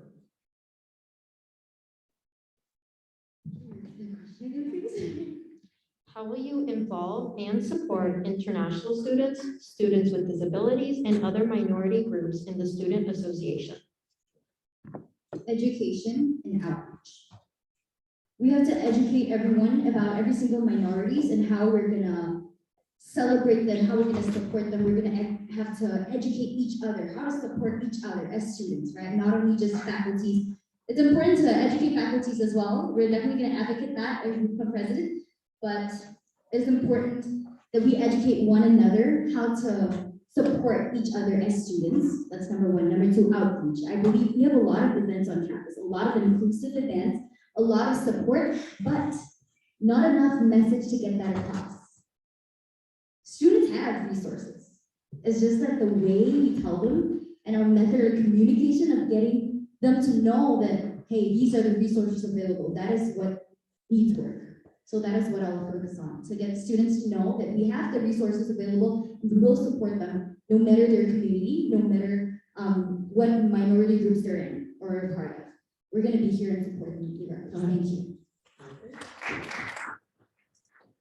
Thank you so much for that question. I 100% agree with what Sheree said. Outreach and communicating that we have the resources for students who have accessibility needs. We have the Fred Smithers Center. That is an amazing asset that not a lot of people know about. We have the International Center. I'm an international student. I did not know that existed for the first 2 semesters of my SMU life here. So getting that communications out there, letting people know that we have the resources that you need and we're ready to provide it, and in any way that we can support those resources, SMUSA will try and do that. The other thing is you talked about international students, helping those cultural societies gain traction, because I'm from Bangladesh, and I got involved on campus through my society, this New Bangladeshi Student Society, which unfortunately doesn't exist now, but that is how I got my traction. So helping those societies get traction, getting all the students involved, not just the cultural societies, all the societies that cater to different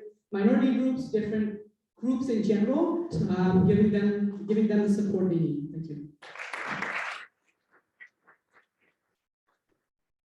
I would say representation and advocacy would be another way to look at it. For many international students, when we come down here, we are not sure about the resources. Sometimes we finance ourselves. Looking at part-time jobs, earlier we were allowed to work 20 hours, but now we have a full-time opportunity too. But looking at things from a different perspective, providing them with resources as well as they can. That's it.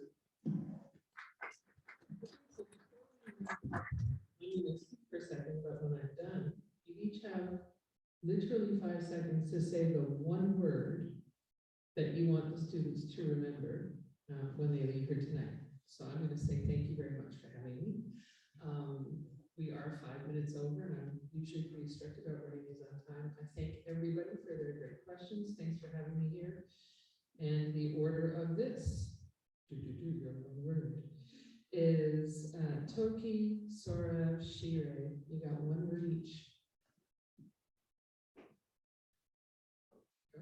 Vote.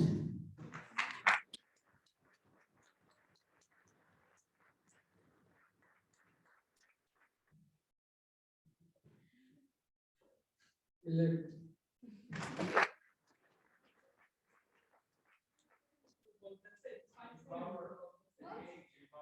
You got one word? Okay, let me think to it. You said it in the video, remember? Right. I said it in the video. Well, there's not. Give me. Okay.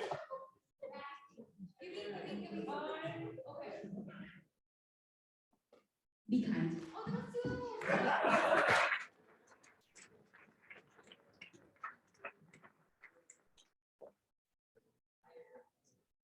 Thank you everyone who took the time to come out tonight to attend this debate. And also to everyone present on our live stream. I hope everyone had a great time listening to our panelists, our distinguished guest speaker, and especially for our recently added new services, and we are very grateful to have you here. Thank you, Susan.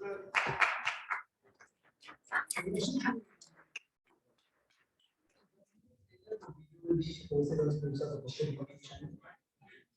Also, I know we have been communicating a lot about marketing. So yeah, our election results announcement is on 16th February at the Glasgow Lounge. And without nothing else, thank you again and have a great night.